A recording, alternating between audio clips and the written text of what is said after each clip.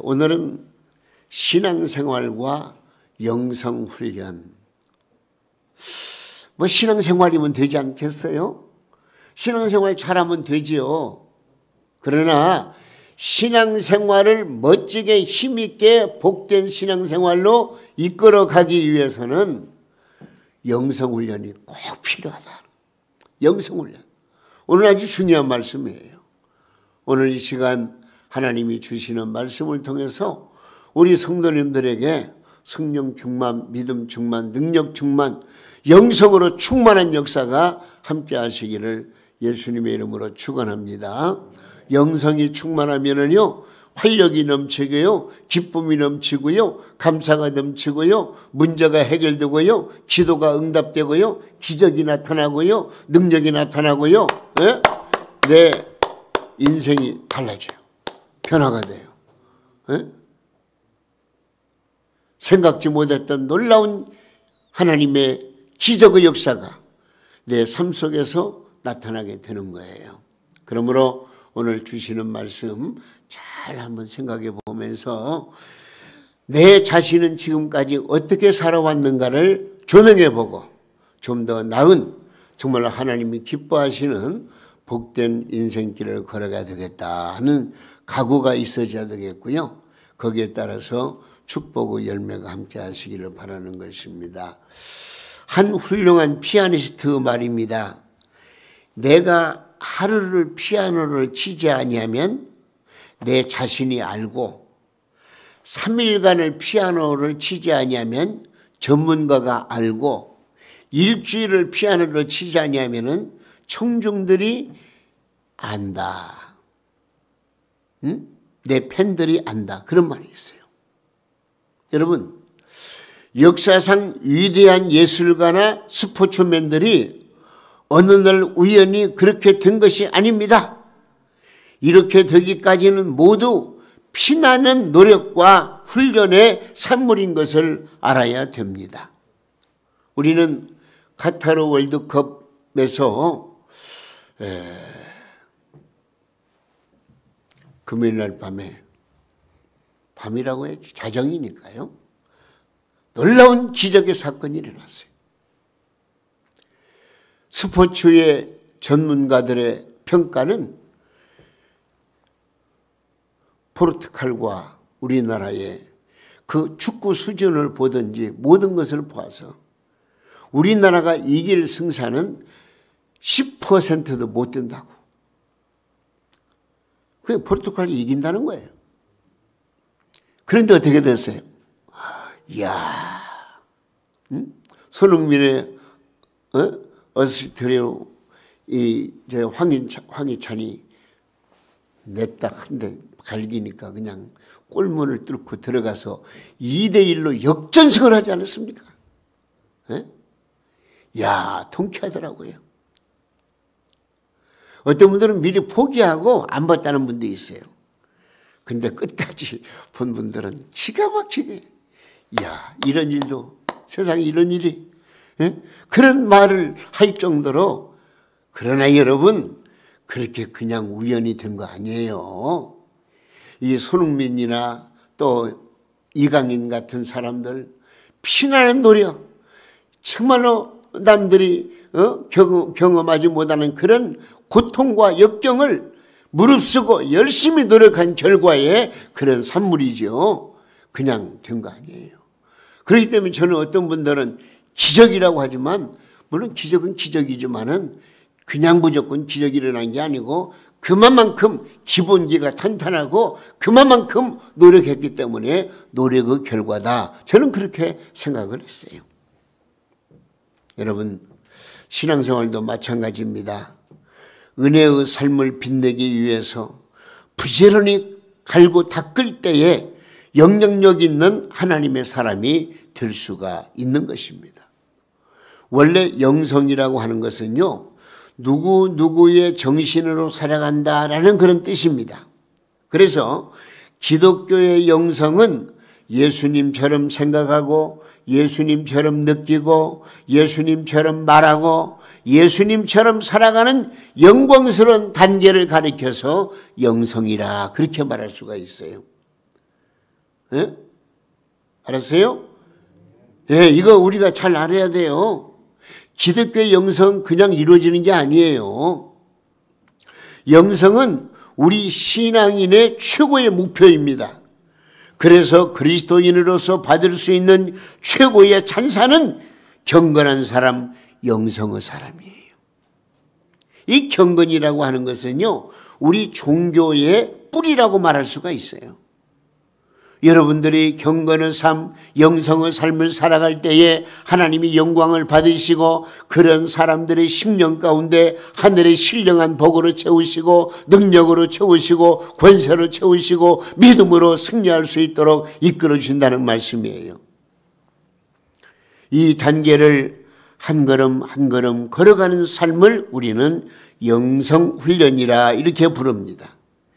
이 영성훈련은 고된 훈련이거나 지루한 여행이 아닙니다. 여러분, 힘든 것 같지만 힘들지 않은 것이 있잖아요. 내가 분명한 목적을 가지고 그 일에 몰두하게 되면은요, 물론 고통스러운 것도 있을 수가 있지만 최종 목표가 나에게 분명히 아름다운 것으로 비칠 때는요, 피곤한 줄 몰라요. 우리가 영성훈련을 하게 되면은요, 믿음을 가지면은요, 하나님이 나와 함께 하신다는 그 믿음.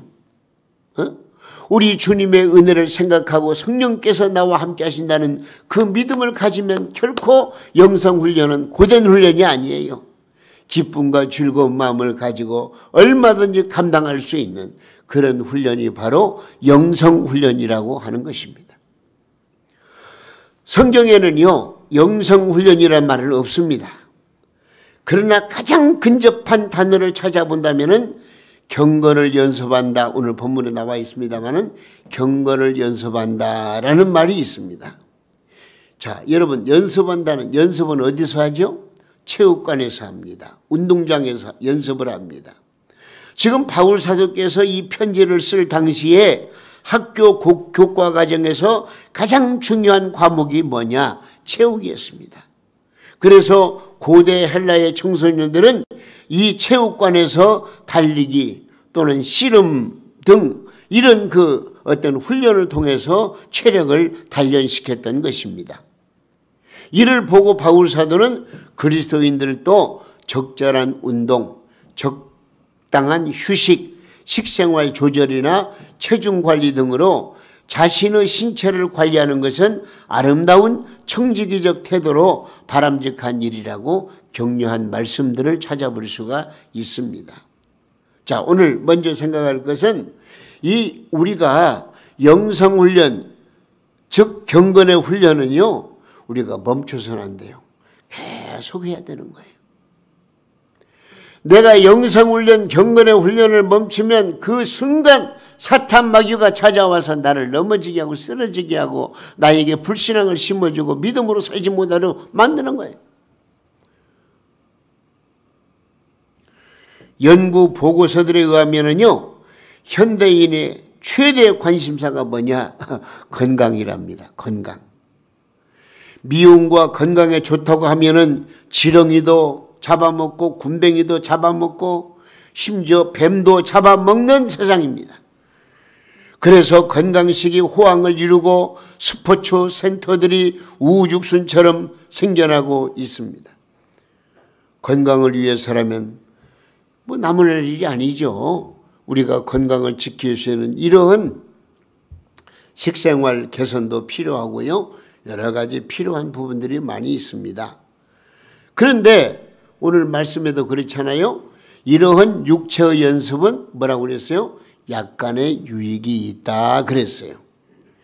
그러나 바울 사도는 육체의 연습보다도 더 중요한 연습이 있는데 그것은 바로 경건에 이르는 연습, 즉 영성훈련이라고 말씀하고 있습니다. 한번 읽어볼까요? 7절과 8, 오늘 본문 7절과 8절 한번 읽어보겠습니다. 망령되고 허탄한 신화를 버리고 연단하라. 육체의 연단은 뭐요? 약간의 유익이 있으나 경건은 범사에 유익하니 금생과 내생에 약속이 있느니라. 할렐루야. 여러분, 우리 육신의 건강을 위해서 연습도 해야 돼요. 약간의 유익이 있어요. 그러나 우리에게는 영성훈련, 경건훈련이 더욱더 필요하다는 것을 성경은 우리에게 가르쳐주고 있는 것입니다. 여러분, 아무리 공을 잘 차는 손흥민이 이강인이라고 할지라도 죽은 후에는 공을 차지 못합니다. 천하장사도 죽으면 힘을 쓰지 못하고 끝이 납니다. 여러분, 육체는 조금 약하다고 할지라도 주님께서 우리 몸을 부활시키는 그날은요, 우리의 몸은 완전하게 최고의 모습으로 이제 변화되어서 하나님 나라에 이르게 되고 영원 영생을 누리게 된다는 사실을 믿으시기 바랍니다. 여러분, 그렇기 때문에 내가 육신적으로 몸이 약하다고, 좀 허약하다고, 아프다고 그렇게 걱정하지 마세요. 참고 견디면 돼요. 조금만 참으면 우리 주님이 나를 부르실 때, 주님은 나라에 가서는 내가 이 땅에 살고 있는 최고의 건강한 모습으로, 저 아름다운 모습으로 우리 주님과 더불어 영원한 영생을 누리게 된다는 이 놀라운 소망의 역사적인 사실, 이건 변할 수 없는 거예요. 왜? 하나님의 말씀이 그렇게 우리에게 약속해 주셨기 때문에 그렇습니다. 그러므로 여러분들에게 소망이 넘치는 하나님의 놀라운 은혜를 충만히 받을 때에 우리는 걱정, 근심, 염려 다 물리칠 수가 있고 새로운 모습으로 건강하게 힘있게 살아갈 수가 있는 거 아니겠습니까? 여러분, 이 땅에서 건강과 안식과 평안을 줄 뿐만이 아니고 영원한 생명의 내생의 약속에 축복되는 더욱더 중요하고 더욱더 필요한 훈련, 이것이 바로 뭐라고요? 오늘 제목의 말씀대로 영성훈련이라. 영성훈련.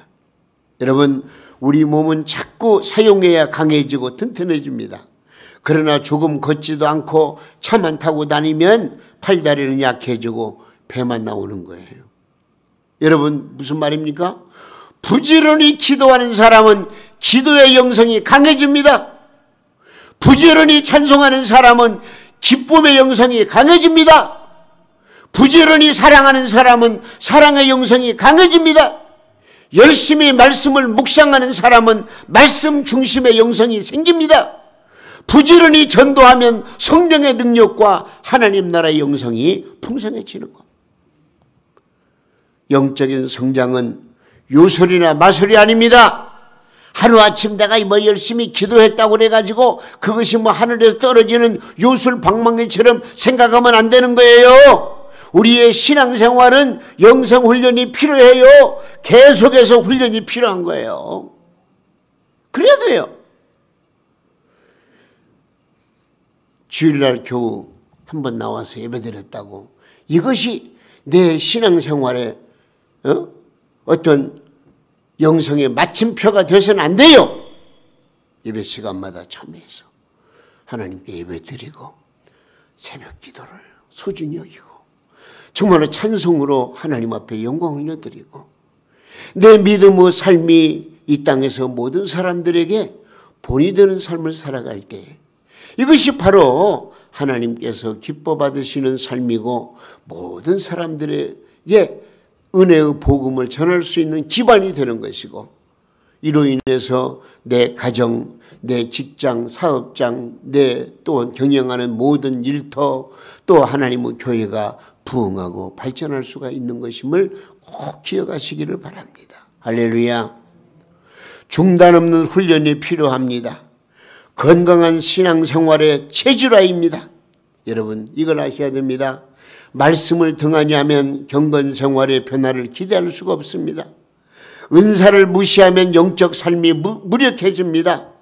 은혜를 외면하면 은혜 밖에서 불신의 삶을 살 수밖에 없습니다. 성령을 거역하면 결국 구원의 반열에서 버림받고 말게 됩니다. 교회 출석을 게을리하면 하나님과 멀어질 수밖에 없습니다. 그러므로 우리는 영성훈련을 멈추지 말고 계속 노력해야 됩니다. 예? 간곡히 부탁드립니다. 여러분들의 발걸음을 멈춰서는 안 됩니다. 무슨 발걸음? 하나님께 영광 돌리는 영성훈련의 발걸음을 멈추면 안 된다 그 말입니다. 그래야 내가 살고 내 가정이 살고 우리 사회가 더 밝아지고 나라와 민족이 사는 거 아니겠습니까? 그러면 오늘 본문 말씀 영적 훈련의 영역들은 무엇일까? 우리에게 주어진 삶 속에서 영적 영성 훈련은 그 범위가 어떤 내용을 담고 있을까? 오늘 말씀 한번 읽어보겠습니다. 9절과 10절 한번 읽어보겠습니다. 미쁘다 시작. 미쁘다 이 말이여 모든 사람들이 받을 만하도다. 이를 위하여 우리가 수고하고 힘쓰는 것은 우리 소망을 살아계신 하나님께 두미니 곧 모든 사람 특히 믿는 자들의 구주시라.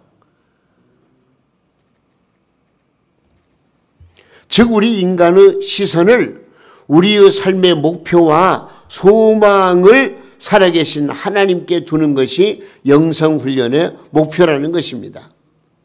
돈, 땅, 아파트, 우리의 소망을 하나님의 뜻이 아닌 다른 것으로 대체하기 시작할 때에 세상 그것들이 우리의 인생을 지배하고 그것들이 내게 가장 좋은 것을 줄 수 있다고 착각하며 살게 된다 그 말입니다.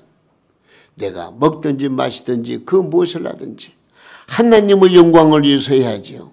내게 주어진 삶의 여건 속에서 모든 것이 내 의지, 내 편안함, 내 어떤 인간적인 생각, 계획 이런 것들로만 점철되면은요 그 소중한 것들이 오히려 나를 통한 역사가 하나님께는 전혀 관계없이 그저 인간의 방법대로 살다가 인간의 그 어떤 한계성을 넘지 못하고 그대로 죽을 수밖에 없다 그런 얘기입니다. 그때부터 우리의 영적인 관심은 쇠퇴하고 마는 것입니다. 자, 성경 말씀 한번 읽어볼까요? 야고보서 1장 15절에서 17절까지 한번 읽어보세요. 자, 보세요. 욕심이 잉태한 적 죄를 낳고 죄가 장성한 적 사망을 낳느니라. 내 사랑하는 형제들아 속지 말라. 온갖 좋은 은사와 온전한 선물이 다 위로부터 빛들어 아버지께로부터 내려오나니 그는 변함도 없으시고 회전하는 그림자도 없으시느니라. 여러분 속지 마십시오. 우리 생애 목표는 하나님 나라입니다. 우리가 훈련시켜야 될 영성훈련의 영역이 무엇입니까? 영성훈련의 영역은 오늘 본문 11절과 12절에서 말씀하고 있어요. 한번 읽어보세요. 너는 시작. 너는 이것들을 명하고 가르치라. 그 다음 뭐라고 그랬어요? 누구든지 내 연수함을 없인 여기지 못하게 하고 오직 말과 그 다음에 행실과 사랑과 믿음과 정절에 있어서는 믿는 자에게 본이 되어 그렇게 말씀하십니다.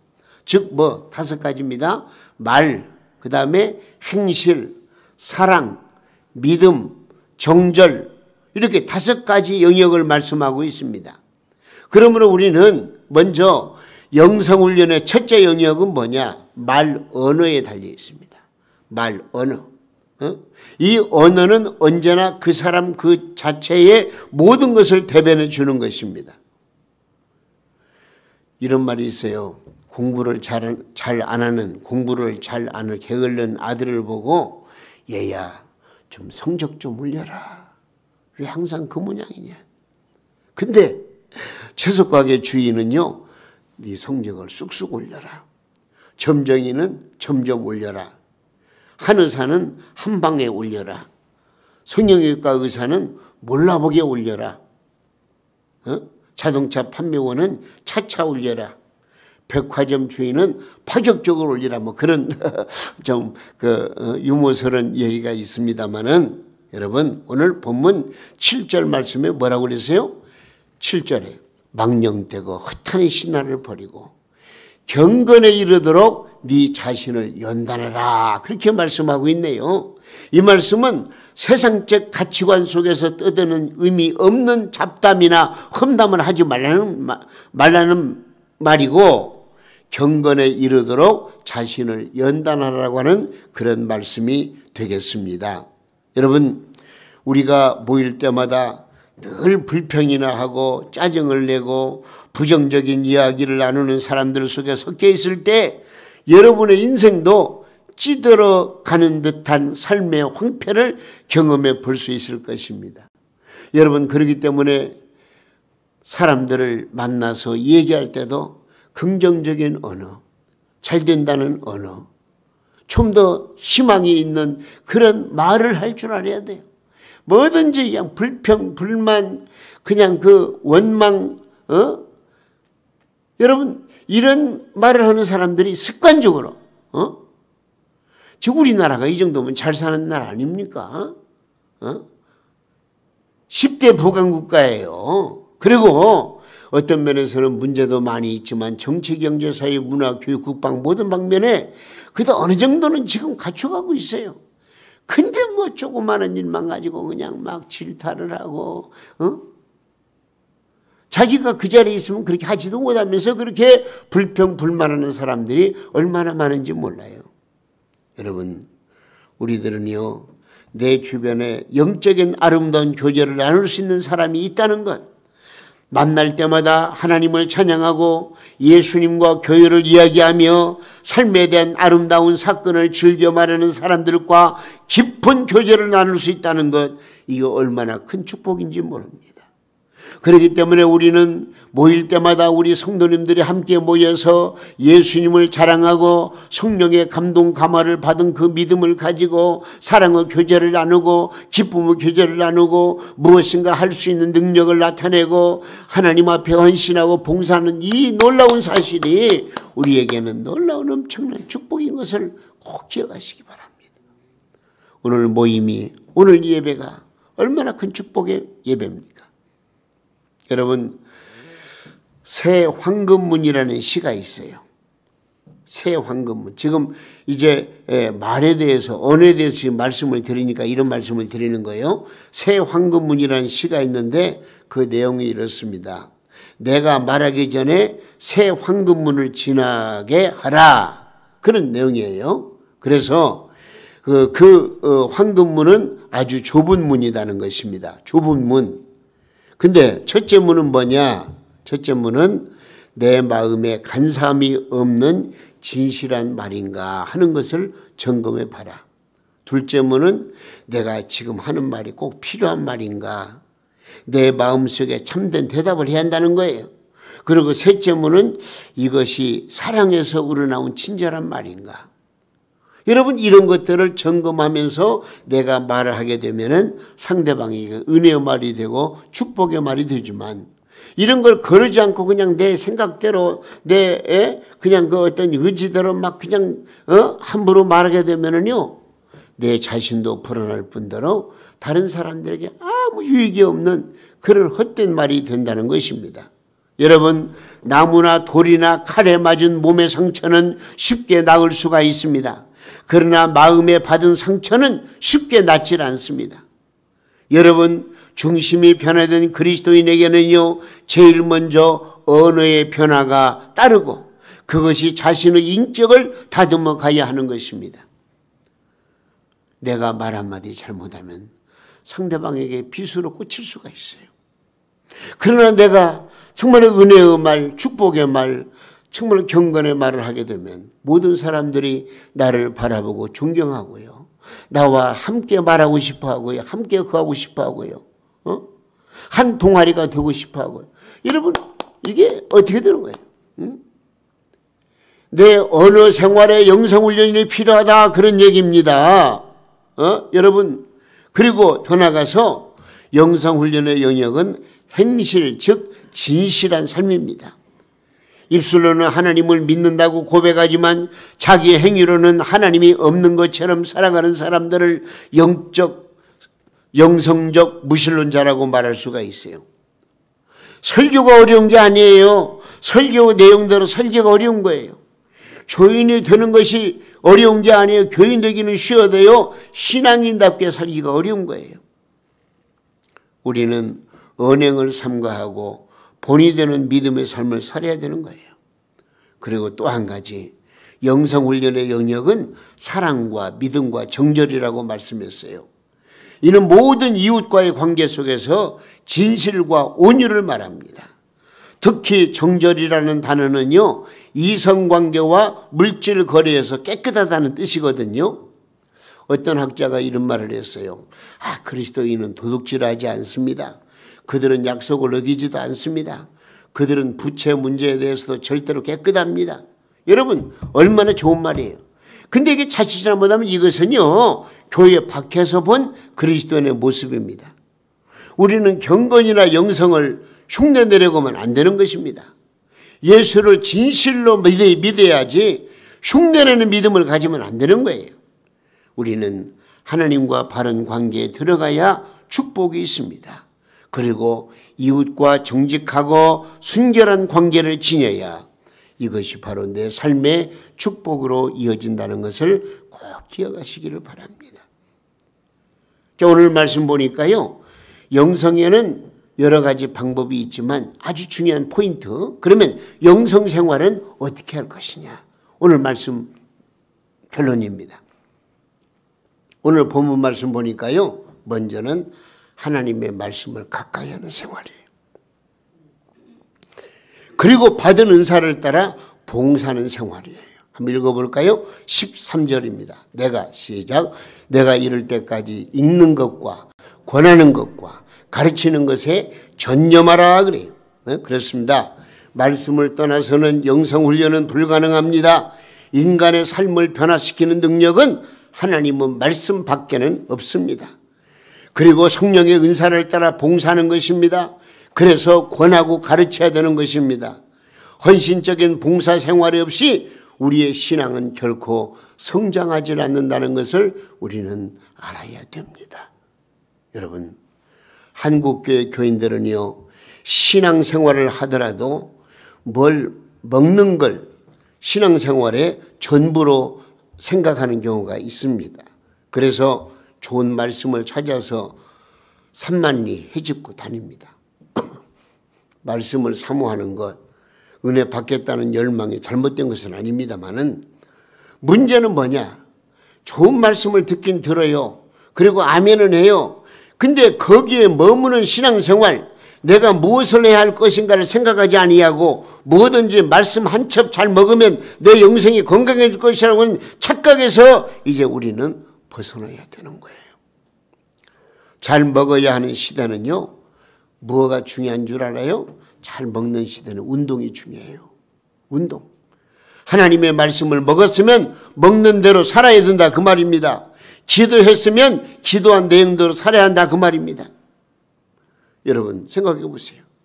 주일마다 새 가족들을 소개하고 환영하다가 지치는 목사 보셨습니까? 목사가 열심히 설교할 때 교인들이 아멘 아멘 은혜를 받습니다. 그때 피곤해하는 목사를 보셨습니까? 아닙니다. 기도 응답으로 기뻐 울고 웃고 하다가 지치는 사람 보셨습니까? 아닙니다. 기계가 마모되는 것은요, 기계를 많이 사용해서가 아닙니다. 기름을 치지 않아서 그렇습니다. 일을 하지 않아서 그런 것입니다. 왜 성도들이 세상 한복판에 살아가면서 사단의 유혹에 쓰러지고 넘어지고 불평하고 원망하고 지쳐 쓰러지는 것입니까? 성령의 기름을 치지 않고 일을 하지 아니해서 그렇게 되는 것입니다. 게으르고 나태하면은요, 영성도 게으르고 잘못되는 것입니다. 옛말에 이런 말이 있어요. 못생긴 나무가 산을 지킨다. 그런 말이 있어요. 예? 못생긴 나무가 산을 지킨다. 잘생긴 나무는요, 일찍 베어져서 산을 떠나지만 못생긴 나무는 눈에 띄지 않아가지고 산을 지키게 된다는 것입니다. 여러분, 저는 바랍니다. 얼굴 신자가 되지 마시기 바랍니다. 우리 동명교회에서 신앙으로 뿌리를 깊이 내리는 신자가 되려고 노력하시기 바랍니다. 혹시라도 인기와 박수갈채를 따라 살려고 하지 마십시오. 자신의 감정과 기분에 따라 살려고 하지 마십시오. 부디 바라기는 흔들리지 않는 건강한 영생의 소유자가 되시기를 주님의 이름으로 축원합니다. 뿌리 깊은 나무가 모진 비바람을 무서워하지 않는 것처럼 뿌리 깊은 영성은 세상 바람에 흔들리지 않습니다. 우리 모두 이 영성 훈련을 사명처럼 여기시기 바랍니다. 중요한 거, 예배를 드리는 정성을 쏟으세요. 예배밖에 없어요. 응? 예배가 살아야 내가 살아요. 그리고 기도하는 일을 취소하지 마시기 바랍니다. 그리고 전도하는 일에도 삶의 제일 우선순위로 두고 실천하시기 바랍니다. 특별히 영성훈련을 직접 할 수 있는 그런 계기는 우리 동명교회로 봐서는 심야 찬양 기도회 얼마나 은혜로운지 모릅니다. 우리 모두가 다 이제 하나님의 은혜 가운데에서 여러분들의 믿음을 점검하고 내가 지금까지 얼마만큼 영성훈련에 매진해 왔는가를 살펴보면서 미진한 것들 다 다시 한번 회복해서 정말로 예배하는 일과 기도하는 일과 전도하는 일, 이 모든 일에 찬양 기도에 우리 모두 힘쓰셔서 여러분들의 영혼이 철dem같이 범사가 철되고 강건한 저는 요한 3서의 길의 축복을 온전히 받아 누릴 수 있기를 예수님의 이름으로 축원합니다.